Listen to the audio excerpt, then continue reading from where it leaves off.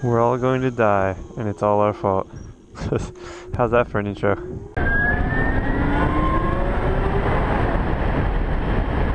Alright, welcome back to New Zero Land. I just had to go on an eye drop mission because Jen just got laser eye surgery. That also means I get to take out the SR, and it's been a while. As you can tell, the bike is a different color now. It went from red to a white wrap, and now it's a plasti dipped gunmetal gray. And I actually like it. It's been fun to experiment and just change the colors with my mood. I know the last couple of videos have just been me talking about how different the DSR is compared to the SR. And I've compared the chain to an engine before, but I didn't realize how much vibration the chain caused, making it actually feel like an engine. So it actually feels really refreshing to be back on the SR. As tiny as the DSR makes the SR feel, I still love the belt. It's just so much smoother. I don't really have anywhere special to ride to today. I'm just gonna kind of ride around the coast. So treat this as a podcast if you want, or enjoy the scenery. Okay, this is gonna be a more serious video about a serious topic. And I'm not very good at talking, so let's just see how it goes. The topic today is climate change.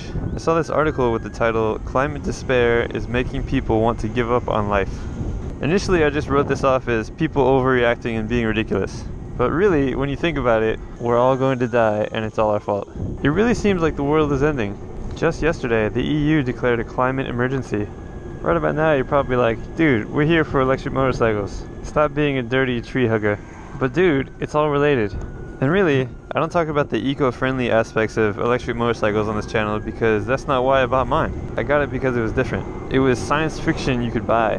It was the closest thing to a speeder bike from Star Wars. It even sounds like one.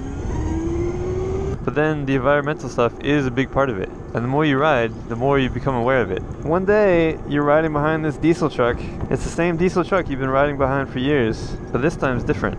You notice the exhaust. You notice how bad the air quality is, and you wonder why all vehicles aren't electric like yours.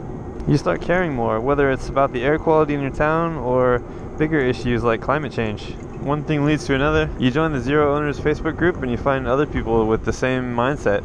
You start reading Electrek and you watch Fully Charged, and you create this bubble of awesome news, and it makes you feel like the whole world is changing for the better. But that diesel truck is still there.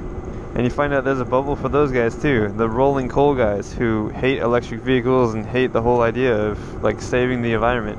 If you read the comments online on any Facebook post or forums or whatever, you'll probably feel like there's no hope for us. I feel you guys, it's frustrating. I mean, the amount of strangers I meet who tell me how bad my Zero is for the planet, that manufacturing the battery is somehow worse than drilling for oil and then spilling that oil in the ocean and then transporting and refining and storing and then burning that oil just to start the whole process over again. It hurts my brain, alright? So you start feeling like, if there are these people out there, and there are a lot of them, can I really make a difference? And should I? Is this species even worth saving? I don't have the answer to that.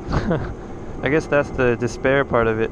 Like, not only is the world ending, but a good chunk of the people out there don't care, or think it's a hoax, or just don't know what they're doing. But it's not like I'm gonna give up just because the guy in the truck is misinformed. It comes down to, what kind of world do I want to live in? I mean, I just turned 35. I don't know if that's young or old or what, but that means I have at least another 35 years on this planet, so why not spend that time trying to make it a better place? In the next 35 years, I want to see more electric cars, electric motorcycles, electric planes, and giant rideable autonomous drone things. That's what I want. The cyberpunk future rather than the Mad Max future. But I'm just one person, right? What difference can I make? This is what Greta is talking about. I can't pronounce her last name, I'm not even gonna try. But Greta, this kid from Sweden, her whole thing is that adults tell her, oh yeah, when you grow up you can get a job and you can fight climate change yourself. But she's like, well, we don't have time for that. By the time she's an adult, it'll already be too late. Us adults have to do it now because we have the power. You know, what can kids do? They don't have the money to buy a Zero or a Leaf or solar panels for their house. But it's not like saving the world is impossible. You don't necessarily need money to make a difference. You can ride a bicycle or a scooter or buy a unicycle. I found mine for about 20 bucks. It's not a very efficient form of transportation, and you'll most likely injure yourself and get laughed at. But man, it's fun. And eco-friendly. One of the biggest things you can do is go vegetarian. That's so beneficial for the environment, not to mention the animals. And it's something anybody can do at any age. At the very least, stop eating beef. A huge amount of deforestation in the world is to make room for cattle ranches. Which is more important, burgers or fresh air? Don't say burgers. And as you get older and you have more money to buy a car or a motorcycle, just refuse to buy gas. It's supply and demand, right? If we stop demanding it, they'll stop supplying it. Same as beef.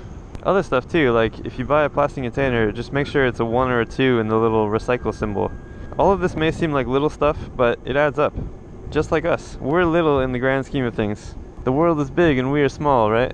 But get enough of us working together and we can make a huge difference.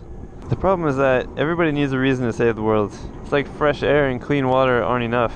It's got to either make you money, like the whole solar industry is actually more profitable than coal, or it has to be more fun, like electric motorcycles. It's easier to want to do the right thing if you're going to enjoy doing it or you're going to make more money doing it. There are a few reasons to buy an electric car, right? Saving money on fuel, wanting the latest tech, wanting to save the world. But motorcycles are emotional purchases. They're all about having fun, so I try to pitch it that way. That you could have just as much fun on an electric motorcycle as you could on a gas bike, but that the instant torque was a reason to go electric instead. And that was the purpose for one of my first videos, the electric motorcycles what's the point video. Making these videos is a way to share what electric vehicles are really like, how cool these things are. So that's one way to make a difference, and I feel like it's working because at least 10 of you awesome people have told me you guys bought Zeros because you watched my videos. One dude even bought a Leaf, which I don't even understand because that video was full of range anxiety. So if by making these videos I can spread the word and get more people to try electric motorcycles, there's a chance things might change for the better. I'm talking like better air quality, less environmental impacts from fossil fuels, and more support for the companies making them, which leads to cooler bikes and better tech. Am I saying electric motorcycles can save the world? Yes. Yes, I am. Cool things are happening right now, and that diesel truck guy might find out about Rivian, or Bollinger, or that Tesla Cybertruck. I want one so bad. I don't mean to have an agenda that I'm trying to save the world or whatever, but I am, because it's not time to give up. We all need to do as much as we can. How can we make the best of the time we have left? It's like, imagine the doctor says you have lung cancer, and if you don't stop smoking cigarettes within the next 6 months, you'll die. Are you going to keep smoking cigarettes for those 6 months? Or are you going to try and be as healthy as you can to improve the quality of those 6 months, and maybe even prolong your life? What I'm trying to say is, I know things sound bleak, but we need to do the best we can. Because although it seems like nothing matters, this is all we have, so everything matters. Anyway, to sum up, don't give up on your life. The world is awesome, and we should try our best to keep it that way. So we can keep riding electric motorcycles, obviously.